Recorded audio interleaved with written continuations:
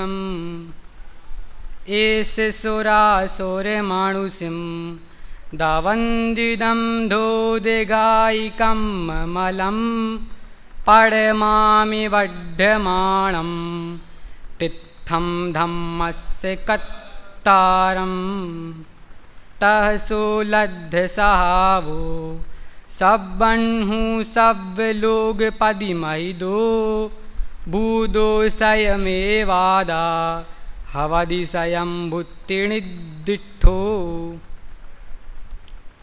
आचार्य कुंद देव द्वारा विरचित यह प्रवचन सार परमागम हमने अभी उसके मंगलाचरण के साथ में उसकी 16वें नंबर की गाथा का भी यहाँ से वाचन किया।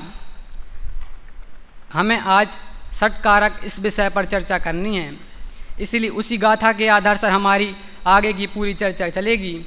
इसीलिए उस गाथा का भी हमने यहाँ से पाठ किया। पहले ये देख लेते हैं एक बार कि ये प्रकरण आया कहाँ से है, षटकारक का उठाया कैसे है आचार्य ने। वहाँ पर एक बात ऐसी है कि गाथा में तो षटकारक की चर्चा नहीं है, आचार्य अमृतचंद्र ने टीका में षटकारक की चर्चा की है, तो उसके आधार से हमें देखना होगा। लेकिन पहले इस गाथा में उसकी बात आई कहाँ से यह हमें देखना होगा। तो पहली गाथा से देखते हैं विषय प्रकरण आगे बढ़ा कैसे। तो सबसे पहले तो ग्रंथ है। अब ग्रंथ में 5 गाथा में तो मात्र मंगलाचरण किया है।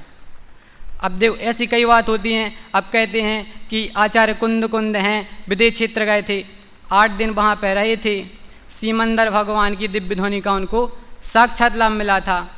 तो उन्होंने ऐसी चर्चा चलती ना, बात चलती कि अब उनकी वाणी का साक्षात उन्होंने जो कुछ भी उन्हें सुना उसको उन्होंने शास्त्रों में लिखा है, वही सुन के उन्हें 5 परमागम बनाए, ऐसा है। तो फिर यहाँ पर एक प्रश्न उठता है, जब सीमंदर भगवान की पूरी वाणी को यहाँ पर उन्होंने ग्रंथ में परोसा है, तो फिर उन्हें सीमंदर भगवान को नमस्कार करना चाहिए था।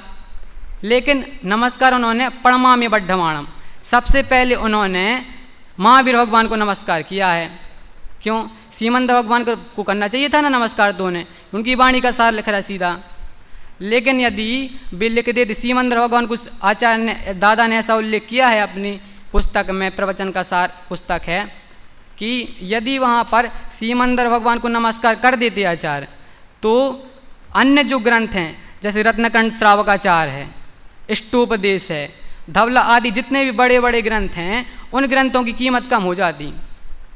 कि अब साक्षात दिव्य ध्वनि का आधार बना के यदि हम सीमंदर भगवान की साक्षात दिव्य ध्वनि के उससे हम उनकी ग्रंथ का महत्व तो समझें, तो जो अन्य ग्रंथ हैं, अन्य आचार्य को तो इसका लाभ मिला नहीं था, फिर भी वाणी तो वही है लेकिन साक्षात तो नहीं गए, तो अन्य जो आचार्य हैं उनकी वाणी की महत्ता कम हो जाती। इसलिए यहाँ पर उन्होंने सोचा होगा कि शासन नायक की प्रधानता से भगवान महावीर स्वामी को उन्होंने यहाँ पर नमस्कार किया, इसलिए। और अब 5 गाथाओं तक तो मात्र नमस्कार किया, महावीर भगवान को नमस्कार किया, फिर अवशेष तीर्थंकरों को नमस्कार किया, विदेश क्षेत्र के तीर्थंकरों को नमस्कार किया। तो अब 5 गाथाएं तो मंगलाचरण स्वरूप, फिर उसके बाद 6वीं गाथा से धर्म की शुरुआत हुई।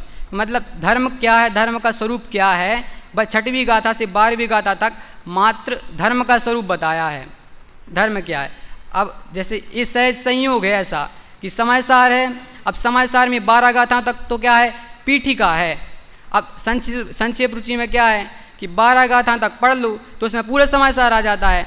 वैसे ही इस सहज संयोग ऐसा बना कि 12 गाथाओं तक मात्र प्रवचन सार का पूरा सार आ गया है, लेकिन उसकी अगली गाथा 13वीं गाथा से विस्तार से वहाँ शुद्धोपयोग की चर्चा की।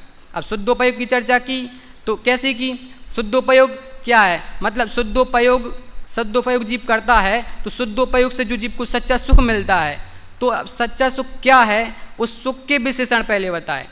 अब शुद्धोपयोगी कौन है, कौन शुद्धोपयोग करता है, ऐसे श्रवण उनकी चर्चा की। पर शुद्धोपयोग के में फल क्या मिलता है, क्योंकि बिना फल के तो मंद बुद्धि की भी प्रवृत्ति देखने को नहीं मिलती है, तो फल चाहिए, तो उसका वर्णन किया कि फल क्या है शुद्धोपयोग का। तो अब ऐसे जो शुद्धोपयोग का फल है क्या, अनंत दर्शन, अनंत ज्ञान, अनंत सुख, अनंत विचत, अनंत चतुष्टय गाथा में तो शुद्धोपयोग के फल स्वरूप अनंत चतुष्टय की वहाँ चर्चा की। फिर अब जिस 16वीं गाथा उठी है, तो मतलब जो अनंत चतुष्टय जीव प्राप्त करता है तो वह स्वयं के बलबूते पर करता है, किसी अन्य की आवश्यकता नहीं होती है। इस प्रकार से इस गाथा को आचार्य ने लिखा है। स्वयंभू वाली गाथा के नाम से जानी जाती है। कि इस सब कुछ स्वयं से ही होता है जीव का। तो अब एक बार हमने गाथा पढ़ी, एक बार फिर से हम गाथा पढ़ते हैं और साथ में अर्थ को समझने की दृष्टि से, भाव को समझने की दृष्टि से पद्यानुवाद का भी पाठ यहाँ से हम करेंगे। तह सो लद्ध सहावो सब बन्हु सब लोग पदि महि दो, भूदो सयमे वादा हवदि स्वयंभू तिणिदिठो, त्रय लोक अधिपति पूज्य लब्ध स्वभाव अर सर्वज्ञ जिन, स्वयं ही हो गए ताते स्वयंभू सब जन कहें। क्या कि स्वयंभू सब जन कहें, मतलब ये जो आत्मा है ना वो स्वयं के बल पर प्रतिष्ठित होता है, इसलिए उसे स्वयंभू कहा। अब स्वयंभू क्यों कहा? स्वयं और भू दो शब्द से मिलकर बना है। क्या? स्वयं और भू। स्वयं का मतलब होता है अपने आप, स्वभाव से, और भू धातु होने अर्थ में कि होता है। तो अब जो स्वयं से होता है उसे स्वयंभू कहा है। क्या कहा गाथा में? तह सो लद्ध सहावो, तह सो लद्ध सहावो, सो लद्ध सहावो मतलब उस स्वभाव की प्राप्ति, लद्ध सहावो स्वभाव की प्राप्ति, सब बन्हु कैसे स्वभाव की प्राप्ति? उस सर्वज्ञ स्वभाव की प्राप्ति। तह सो लद्ध सहावो सब बन्हु सब लोग पदि महि दो। क्या? कि सर्व लोकपति पूजित, मतलब सब पूरे लोक में, तीनों लोक में पूज्यता, वह भी और सर्वज्ञ भी, ऐसे स्वभाव की प्राप्ति होती है। और भूदो स्वयमेव वादा, भूदो स्वयमेव वादा, स्वयमेव स्वयं ही होती है। भूदो स्वयमेव वादा हवदि स्वयंभू तिणिदिठो, णिदिठो जिनेन्द्र दीप कहते हैं, सब जन कहते हैं कि हवदि स्वयंभूति, स्वयंभू मतलब जो भी स्वभाव है, कैसा स्वभाव?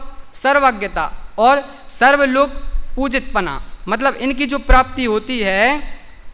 सर्वलोक पूजितपना मतलब सर्वलोक के जो अधिपति है ना, अब अधिपति मतलब राजा, उनके मुख्य जो जन हैं, सबके सेनानी, उनसे पूजित, ऐसे इसकी प्राप्ति जो होती है। इस कारण से अब जीव को स्वयंभू कहा है। अब सर्वज्ञता की प्राप्ति होती है इसलिए स्वयंभू कहा। अब प्रकरण काय का चल रहा था? प्रकरण शुद्धोपयोग का चल रहा था ना, इसलिए यहाँ पर सर्वज्ञता की बात उठाई है। यदि देखें, वास्तव में देखें तो जीव द्रव्य तो त्रिकाली स्वयंभू है, क्योंकि स्वयंभू का मतलब क्या है? स्वयं से ही सब काम का होना। तो हो तो सब काम स्वयं से ही रहा है ना, तो अब सब काम स्वयं से हो रहा है, मतलब त्रिकाली स्वयंभू है। मात्र जीव द्रव्य ही नहीं, अन्य द्रव्य भी, क्योंकि अन्य द्रव्य का भी सब कुछ हो रहा है। विभाव पर्याय हो चाहे स्वभाव पर्याय हो, एक एक गुण की एक एक पर्याय जो हो रही है बस स्वयं से ही हो रही है, पर की अपेक्षा बिना हो रही है, इसलिए उसे भी स्वयंभू कहेंगे। लेकिन अब प्रकरण काय का चल रहा था? शुद्धोपयोग का। अब शुद्धोपयोग के फल में सर्वज्ञता मिली है, तो इसीलिए उस सर्वज्ञता की प्राप्ति के लिए जीव को स्वयंभू कहा है। अब देखो हमारा विषय क्या था? षटकारक। लेकिन यहाँ पर गाथा में तो षटकारक का उद्देश्य कथन भी नहीं किया, नाम उल्लेख भी यहाँ पे षटकारक का नहीं हुआ है। अब षटकारक की चर्चा आई कहाँ से है? तो अब षटकारक की चर्चा गाथा टीका में उठाई आचार्य ने, प्रवचन सार उसकी तत्व प्रदीपी का टीका, इसमें षटकारक की चर्चा टीका में उठाई है। क्यों उठाई? कि अब देखो कोई भी चीज़ होती है, अब सर्वज्ञता उसने जीव ने प्राप्त की है आत्मा ने, तो अब वह किस पूरी प्रक्रिया जाननी पड़ेगी ना। कोई भी चीज़ होती है तो उसकी पूरी प्रक्रिया होती, प्रोसेस। तो अब उस प्रोसेस कैसे क्या सहयोग मिला, कैसे क्या जीव का हुआ, तो उस प्रक्रिया के लिए यहाँ षटकारक बताया, मतलब षटकारकों से जीव अपने उस सर्वज्ञत्व स्वभाव को प्राप्त करता है तो सर्वज्ञता स्वभाव से है, स्वभाव में तो सबके है, लेकिन अब प्रकट पर्याय में आई तो अब उस प्रकट पर्याय को बताने के लिए क्या कुछ सहयोग मिला क्या नहीं मिला, निश्चय व्यवहार दोनों अपेक्षाओं से बताया है। क्या एक बार टीका हम पढ़ लेते हैं एक बार कि आचार्य क्या कह रहे हैं। इस गाथा का भाव आचार्य अमृतचंद्र तत्व प्रदीपी का टीका में इस प्रकार स्पष्ट करते हैं। शुद्धोपयोग की भावना के प्रभाव से समस्त घाती कर्मों के नष्ट हो जाने से जिसने शुद्ध अनंत शक्तिवान चैतन्य स्वभाव प्राप्त किया है, ऐसा यह पूर्वोक्त आत्मा शुद्ध अनंत शक्ति युक्त ज्ञायक स्वभाव के कारण स्वतंत्र होने से जिसने कर्तृत्व के अधिकार को ग्रहण किया है। क्या कि मतलब शुद्ध अनंत चैतन्य युक्त ज्ञायक स्वभाव के कारण। ज्ञायक स्वभाव क्यों? अब देखें, अभेद दृष्टि से देखें तो निश्चय से तो आत्मा का एकमात्र ज्ञायक स्वभाव ही है। अब जब व्यवहार से वेद दृष्टि करके व्यवहार से कहा जाता है कि दर्शनमयी आत्मा है, ज्ञानमयी आत्मा है, वेद से कहा जाता है, लेकिन निश्चय से तो ज्ञायक स्वभाव आत्मा कहा जाता है अभेद को दृष्टि रख करके। इसलिए यहाँ पे कहा। अब फिर उसके बाद शुद्ध अनंत शक्ति युक्त ज्ञान रूप से परिणमित होने के स्वभाव के कारण स्वयं ही प्राप्य होने से कर्मत्व का अनुभव करता हुआ। शुद्ध अनंत शक्ति युक्त ज्ञान रूप से परिणमित होने के स्वभाव से स्वयं साधकतम होने से करणता को धारण करता हुआ। शुद्ध अनंत शक्ति युक्त ज्ञान रूप परिणमित होने के स्वभाव के कारण स्वयं ही कर्म द्वारा समाश्रित होने से संप्रदानता को धारण करता हुआ। शुद्ध अनंत शक्ति युक्त ज्ञान रूप से परिणमित होने के समय पूर्व में प्रवर्तमान विकल ज्ञान स्वभाव का नाश होने पर भी सहज ज्ञान स्वभाव से स्वयं ही ध्रुवता का अवलंबन करने से अपादानता को धारण करता हुआ। और शुद्ध अनंत शक्ति युक्त ज्ञान रूप से परिणमित होने के स्वभाव का स्वयं ही आधार होने से अधिकरणता को आत्मसात करता हुआ स्वयमेव क्षय कारक रूप होने से अथवा उत्पत्ति अपेक्षा से द्रव्य भाव भेद वाले घाती कर्मों को दूर करके स्वयमेव आविर्भूत होने से स्वयंभू कहलाता है। माने अब जो जीव का हुआ है स्वयं से स्वयं का सब कुछ होता है। सब द्रव्य स्वयं परिणामशील केवल ज्ञानी ने गाया है। मतलब हर द्रव्य का जो कुछ भी होना है बस स्वयं से ही होना है। अब यहाँ पे एक प्रश्न उठना चाहिए कि कारक तो अब तक हमने क्या पढ़े? 8 कारक होते हैं, 6 क्यों गिनाए? अब निश्चय से तो कारक 6 हैं, अब विभक्तियाँ होती हैं 8, कारक 6 नहीं होते, विभक्तियाँ होती हैं 8। अब क्यों 2 कौन से छूट गए? संबंध और अधिकरण। अब कोई भी जैसे काम होता है, कोई भी पर्याय परिणामित होती, पर्याय होती है, कोई भी कार्य होता है, उसके पीछे हमारे 6 ही प्रश्न उठते। 6 से 5वां नहीं उठता, 6 से 7वां नहीं उठता, मतलब 6 ही प्रश्न उठते हैं जैसे कोई भी काम होता है। जैसे एक घटना प्रसिद्ध आती है कि एक क्या था कि एक स्कूल में मास्टर जी बैठे थे, लंच हो जाता है ना तो सब अपने अपने काम में लग जाते हैं, तो मास्टर जी वहाँ पीछे बैठे थे, ठीक है, ग्राउंड में, ठीक है। फिर और वहाँ से अब कुछ बच्चे क्या होते, अब उनको तो उधम करना है, मास्टर जी से कुछ हो गई होगी तो अब उनको कुछ उधम करना है अपना। अब वे गए जैसे, तो अब उनको तो कुछ करना था। वहाँ पे क्या होता है, ऊपर में पट्टी पे गमले रखे रहते हैं, गमले। तो अब क्या था, एक ने क्या कहा, अब वो गमला ऐसा खिसका दिया धोखे से, जानबूझ के नहीं। अब उसने धोखा उस गमला खिसकाया तो मास्टर जी के सर पे गिर गया। वैसे मास्टर जी के बाल नहीं थे तो मास्टर जी को और गुस्सा आ गया। तो अब मास्टर जी ने पूछा कि किसने किया, तो सबसे पहले प्रश्न क्या उठा, किसने किया। मतलब कर्ता पहले ढूंढना है, क्या सबसे पहले कर्ता ढूंढने की बुद्धि हुई। फिर उसके बाद पूछा, अब गुस्से में गए ऊपर छत पर जीना चढ़ के दौड़ते दौड़ते गए कि किसने किया, कोई कुछ नहीं बोला, सब शांत हैं। तो अब एक वहाँ से आता है, मैं बताऊँगा किसने किया, मैं बताऊँगा। कहते हैं वो वहाँ बैठा है ना, उसने किया है। क्या किया, मैंने क्या किया। अब ये प्रश्न उठा ना, क्या किया। अब कर्ता के बाद कर्म ढूंढते हैं। अब कहते हैं ये तो छोटा है, इससे कैसे हो जाएगा, पट्टी तो इतनी ऊंची है और इसकी हाइट तो इतनी छोटी है, अब वो कैसे कर देगा। कोई चीज़ का आश्रय तो उसने लिया होगा ना। किससे किया, बाजू में डंडा पड़ा था उससे उसने किया है।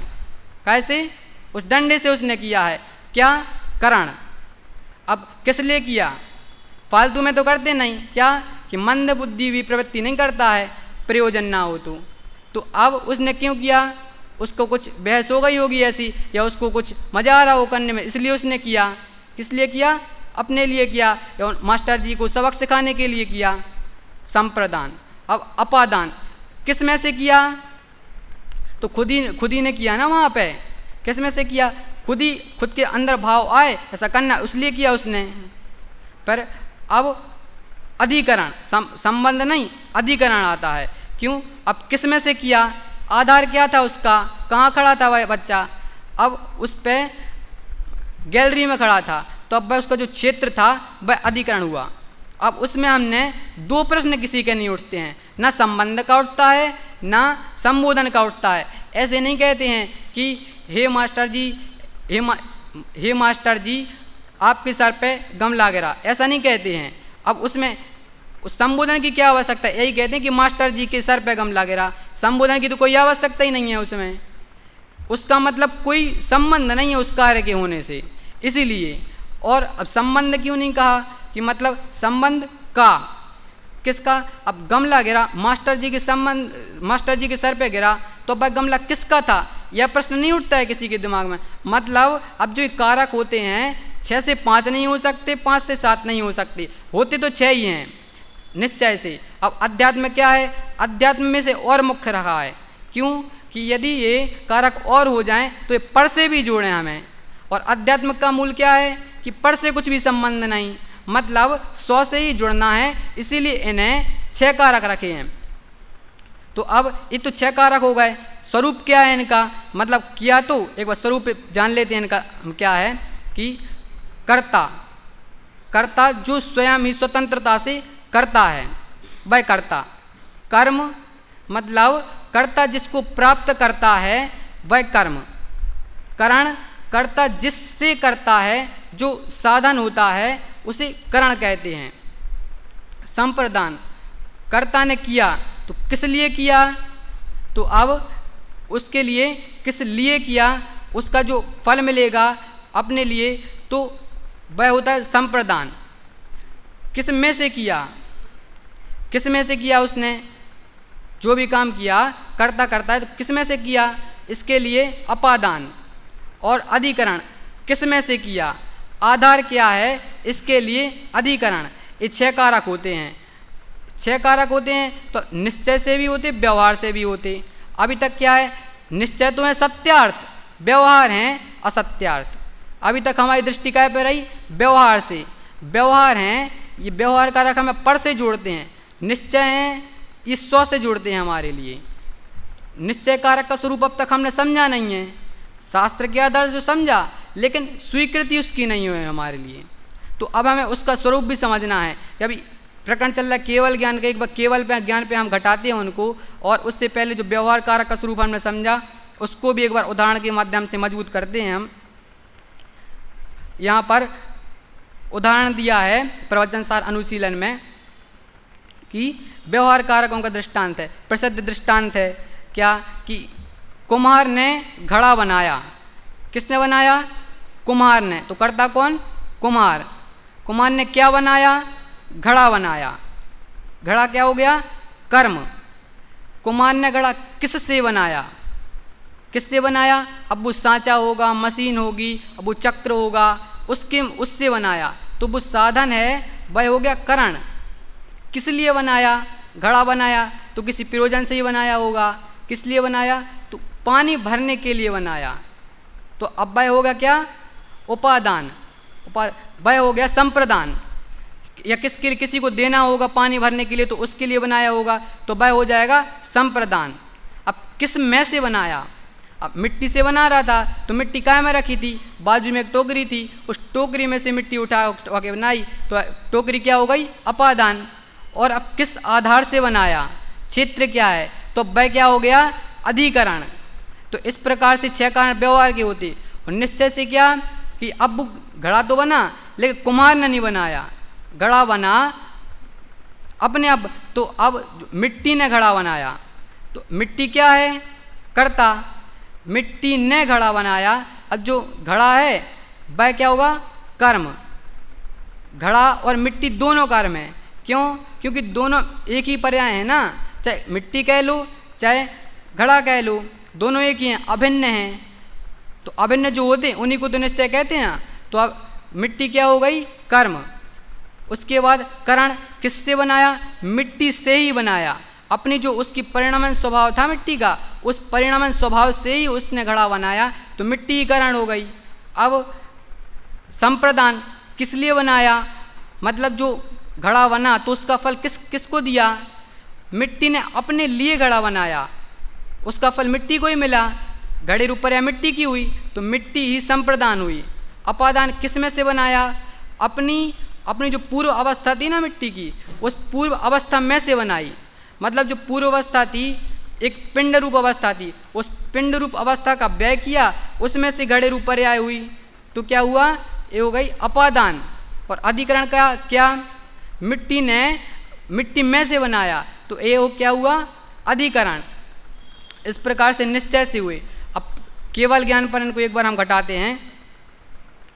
जीव ने केवल ज्ञान प्राप्त किया, जीव ने केवल ज्ञान प्राप्त किया, तो जीव क्या है? कर्ता। प्राप्त क्या किया? केवल ज्ञान। अब केवल ज्ञान को कर्म कहो चाहे जीव को, हैं एक ही जीव की पर्याय हैं, दोनों अभिन्न हैं, तो वह क्या हुआ? कर्म। अब केवल ज्ञान किससे प्राप्त किया? तो केवल ज्ञान स्वयं के अंदर जो केवल ज्ञान स्वभाव में पड़ा था उसको ही प्रकट किया, तो स्वयं से किया। तो मतलब अब वह क्या हुई? केवल ज्ञान स्वयं करण हुआ। अब वह केवल ज्ञान रूप कार्य किसको दिया? अपने उस जीव ने अपने आप को दिया। तो अब वह केवल ज्ञान स्वभाव क्या हुआ? वह खुद ही संप्रदान हुआ, फल केवल ज्ञान आत्मा ही को मिला ना। अब किस में से प्राप्त किया? केवल ज्ञान आत्मा में से प्राप्त किया, जीव के अंदर स्वयं ही था, तो उससे प्राप्त किया, तो वह केवल ज्ञान हुआ। और अधिकरण किस में प्राप्त किया? अपने अंदर ही प्राप्त किया ना, तो वह जीव ही अधिकरण होता है। इस प्रकार से निश्चय षटकारक हैं। अब क्या कहा था? अब यहाँ तो निर्मल पर्याय की बात की है कि जो स्वभाव रूप, शुरुआत में क्या कहा था कि स्वभाव रूप पर्याय हो चाहे व्यवहार रूप पर्याय हो, दोनों पर्याय जीव स्वयं से ही करता है, स्वयं में से ही करता है, मतलब स्वयं से ही उसका सब कुछ होता है, पर की रंच मात्र भी आवश्यकता नहीं है। तो स्वभाव पर्याय को तो समझ में आता है, लेकिन व्यवहार पर्याय का कर्ता भी जीव है क्या? अब जीव की वह व्यवहार पर्याय हुई तो उसका कर्ता भी जीव है। हाँ, उसका कर्ता भी जीव है। जैसे अब जीव ने क्या व्यवहार रूप परिणति की, व्यवहार रूप परिणामन किया, तो किससे किया? अब जो निमित्त, कुछ निमित्त तो होगा ना, उस पूर्व काल में जो कर्म बांधे हुए होंगे, उन कर्म का निमित्त पा करके उसने अपना व्यवहार रूप परिणामन किया। इसलिए जीव ने ही अपनी व्यवहार रूप परिणाम किए। तो अब भी क्या जीव के हैं? जो व्यवहार परिणाम हैं वे जीव के हैं। और एक भाव होते भी जीव के ही होते ना, तो वे हैं तो जीव के ही। अब अज्ञान भाव से कहे तो वे हैं जीव के ही, तो चेतन परिणाम है। अब उन जो चेतन परिणाम हैं उनका कर्ता तो चेतन ही होगा ना, पुद्गल तो होगा नहीं। अब पुद्गल का कर्ता पुद्गल होगा, जीव का कर्ता जीव होगा। तो आपको उसने किया व्यवहार रूप परिणाम किए, वे जीव नहीं किए। हाँ, तो मतलब उन व्यवहार परिणामों का कर्ता भी क्या है? जीव ही है। अब जीव करता है तो क्या जीव भी उनको भोगता है? आगम में से उल्लेख मिलते हैं ना कि जीव करता है और जीव ही उन परिणामों को भोगता है। कर्म शुभ भाव किए, अशुभ भाव किए, दयादान पूजन भक्ति इत्यादि भाव किए, 5 पाँव के पाप किए, 5 पाप किए और कसाई की, तो उनके जो अशुभ भाव हैं उनके फल हैं वे भी जीव ही भोगेगा। ऐसा ही हुआ ना? नहीं। अब जो कर्म हैं, कर्म पुद्गल के हैं, द्रव्य कर्मो भाव कर्म नो कर्मो हैं तो पुद्गल के, तो अब उनको पुद्गल करता है तो पुद्गल ही उनको भोगता है ना, जीव तो उनको भोगता नहीं है। पुद्गल के कर्म हैं तो पुद्गल ही भोगेगा। अब जीव का जो कर्म है, जीव के तो कर्म है ही नहीं, अब जीव का जो भाव है उसको जीव भोगेगा। तो अब जैसे जो कर्म जीव ने मोह राग द्वेष किए, मानो जीव ने मोह राग द्वेष किए, उनका निमित्त पा करके कार्मण वर्गाएँ वे आती हैं, एक क्षेत्र अवगाय रूप में स्थित होती हैं, लेकिन उनका स्पर्श भी जीव से नहीं होता है। तो मतलब माने जीव ने उनको किया ही नहीं है, ना भोगा है। अब पुद्गल ही उनको करता है, अब पुद्गल ही उनको भोगता है। एक द्रव्य दूसरे द्रव्य का कैसे कर सकता है? तो माने न जीव ने किया न जीव ने भोगा, ऐसा। तो जीव के जो व्यवहार परिणाम थे उनका कर्ता तो जीव है, लेकिन जो पुद्गल के कर्म हैं उनका कर्ता जीव नहीं है। अब तो माने जीव की जो विभाव परिणति हुई मोह राग द्वेष की, पर पूर्व कर्म के कारण हुई थी और उसमें निमित्त लगा था पूर्व कर्म का। और अब जो पुद्गल की कारमाण वर्गाएँ आई, एक क्षेत्र अवगाय रूप में स्थित हुई, वो मोह राग द्वेष के निमित्त से हुई, माने इनमें एक क्षेत्र अवगाह्य रूप संबंध है। ऐसा कैसे? तो इसका उत्तर देते हुए माने जीव है वह क्या स्वतंत्रता से विकार करता है या कोई कर्मोदय भी रहता है उसमें? इसका उत्तर पंचास्तिकाय ग्रंथ में दिया है, उसकी 66वीं गाथा में उल्लेख किया है आचार्य ने कि जैसे अब सूर्य चंद्र होते हैं, सूर्य हो या चंद्रमा हो, उनका प्रकाश होता है। सूर्य का प्रकाश है, चंद्रमा का प्रकाश है। अब उनका उनके निमित्त से जो बादल के रंग है ना, बादल के भिन्न भिन्न रंग होते हैं। कभी इंद्रधनुष होता है, बादल कभी लाल हो जाता है, कभी नीला रहता है। अब सूर्य के प्रकाश के कारण है, चंद्रमा के प्रकाश के कारण रात में होते हैं। तो मतलब उनका निमित्त लगा, लेकिन अब जो बादल है ना वे पुद्गल के हैं ना, पुद्गल स्कंद है तो प्रकाश भी पुद्गल का स्कंद, लेकिन दो द्रव्य अन्य अन्य हैं। क्या? वे दोनों द्रव्य अन्य अन्य हैं, एक दूसरे के कर्ता नहीं हैं। षटकारक तो उनके उन्हीं में प्रवर्तते हैं। तो जो उसका काम है, बादलों का काम वे बादल ही करेंगे और प्रकाश का काम प्रकाश ही करेंगे। लेकिन जो प्रकाश का निमित्त लगा, उस निमित्त से उसका निमित्त लगा और जो उपादानगत योग्यता थी उन बादलों की, उस रूप से उनने अपनी भिन्न भिन्न आकृति बनाए, भिन्न भिन्न रंग किए। ऐसा है, ऐसा आचार्य ने कहा। मतलब जो अन्य द्रव्य भी नहीं कर सकते। भिन्नता दो प्रकार की, एक भिन्नता और एक अन्यता। क्या? एक भिन्नता और एक अन्यता। भिन्नता का मतलब पृथकता भी। अब अन्यता क्या है? दो जीव द्रव्यों में अन्यता है, दो जीव द्रव्यों में अन्यता है।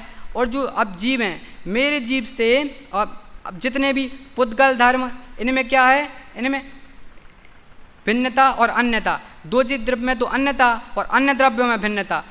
पुद्गल द्रव्य और आकाश द्रव्य आपस में अलग अलग हैं, मतलब भिन्न भिन्न हैं। और दो जीव द्रव्य हैं वे अन्य अन्य हैं। इस प्रकार से मतलब जो षटकारक प्रवर्तते हैं वे एक जीव की प्रत्येक द्रव्य की प्रत्येक पर्याय में, प्रत्येक गुण की प्रत्येक पर्याय में एक साथ होते हैं। मतलब हर समय जो भी पर्याय हो रही है उसमें षटकारक नियम रूप से हर बार प्रवर्त रहे हैं, चाहे विभाव पर्याय हो चाहे स्वभाव पर्याय हो। उदाहरण से क्या समझाना था? इससे यही समझाना था कि अब जो कर्म हैं, कर्म का कर्ता कर्म है और जीव का कर्ता जीव है। कर्म है पुद्गल के, जीव है चेतन। तो अब चेतन पुद्गल का कर्ता कैसे हो, पुद्गल जीव का कर्ता कैसे हो? तो क्या कर्म उदय में रहते हैं जब, तो जीव को विकार होता है? जैसे कर्म उदय में है तो जीव को विकार होता है? नहीं। यदि कर्म का उदय रहे तो जीव को हमेशा विकार ही होना चाहिए, कि संसार अवस्था में तो कर्म का उदय तो हर समय है, तो जीव को हर समय विकार ही होना चाहिए। ऐसा नहीं, कर्म के उदय के कारण जीव विकारी नहीं होता, वह तो निमित्त अपेक्षा से कहा, व्यवहार का कथन है। तो क्या पुद्गल कर्म जीव को विकारी कर देते हैं? पुद्गल कर्म हैं वे जीव को विकारी कर देते हैं? नहीं।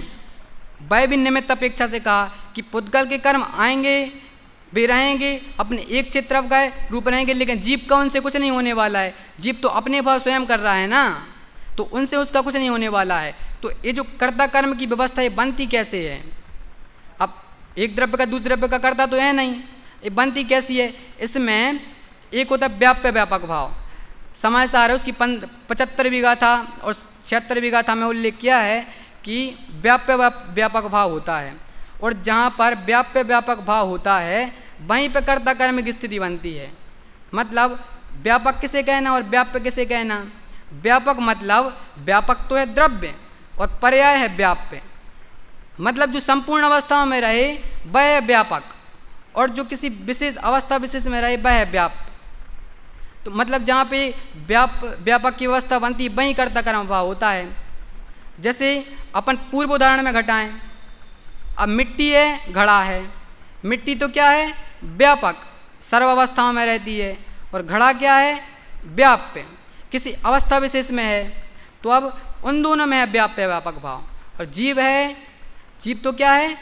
व्यापक, और उसके भाव क्या हैं? वे अब जो केवल सर्वज्ञता प्राप्त करी वह क्या है? वह है व्याप्य, उसकी पर्याय है ना। तो जीव तो हमेशा व्याप्य रहा, तो इसमें कर्ता कर्म व्यवस्था है। मतलब जीव है वह केवल ज्ञान का कर्ता कहा जाएगा। अब जो कर्म है और पुद्गल है, अब पुद्गल जी कारमाण वर्गणाएँ हैं, जो पुद्गल है वह तो क्या है? व्यापक, और जो कर्म है उनका विशेष स्कंद विशेष है, वह क्या है? वह है व्याप्य, उस अवस्था विशेष में है। पुद्गल तो व्यापक है, तो मतलब यहाँ व्याप्य व्यापक अवस्था बन रही है, मतलब इन दोनों के बीच में कर्ता कर्म भाव है। और उसी प्रकार से जीव में और केवल ज्ञान में है तो उनमें कर्ता कर्म भाव है। जहाँ जहाँ व्याप्य व्यापक भाव ठहरता है वहीं कर्ता कर्म व्यवस्था समझ बैठती है।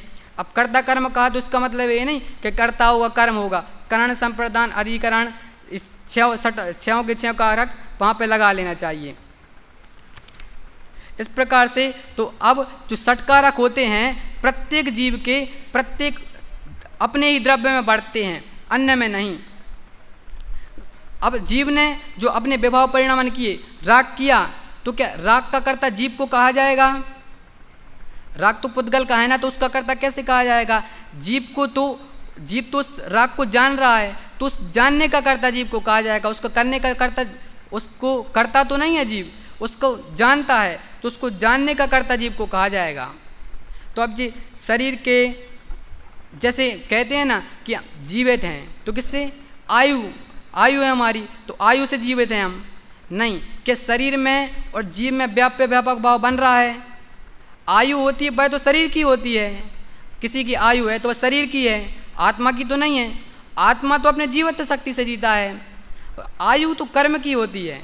अब आयु कर्म का क्षय हुआ तो शरीर का नाश हो जाता है।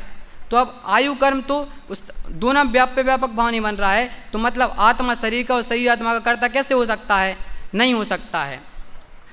तो इस प्रकार से हमने जाना कि व्याप्य व्यापक भाव जहाँ पे बनता है वहीं पे कर्ता कर्म व्यवस्था बनती है, वहीं पे षटकारक एक साथ प्रवर्तते हैं।